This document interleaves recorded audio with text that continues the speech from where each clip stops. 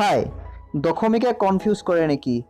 দশমিকৰ যোগ বিয়োগে মূৰ ঘূৰে নেকি এনেকুৱা যোগে কনফিউজন সৃষ্টি কৰে নেকি After watching this video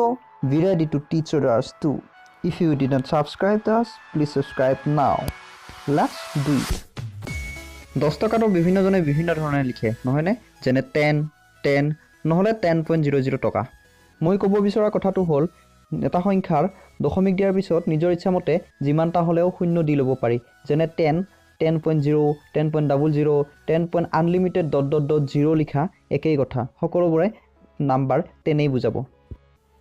এতিয়া 0.1 0.01 1.1011 আৰু 11.0001 যোগ কৰা হোক ইয়াত যেহেতু পাঁচটা দশমিক সংখ্যা আছে সেই কাৰণে পাঁচটা ডট দি আজদাল টানি লোৱা হ'ল ইয়াৰ পিছত সংখ্যাবোৰ সাৱধানে এটা এটাকৈ বহুৱাই যোৱা হ'ল সংখ্যাকেইটা বহুৱাতে সাৱধান হ'বা সংখ্যাকেইটা বহুৱাই লোৱাৰ পিছত দশমিকৰ সহাতে থকা ঠাইবোৰ 0 ৰে সম্পূৰ্ণ কৰিব লাগিব ইয়াত দশমিকৰ সহাতে আটাইতকৈ বেছি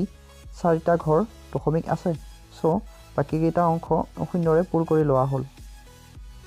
ইয়াৰ পিছত লাইন বাই লাইন যোগ কৰি গলেই সম্পূৰ্ণ এনসাৰটো ওলাই যাব যেনে সহাতৰ সম্পূৰ্ণ সহাতৰ ঘৰ only 1 আছে গতিকে তাত গতিকেটা যোগ কৰিলে হ'ব 1 তৃতীয় লাইন 1 তৃতীয় লাইন 1 ঠিক তেনেকৈ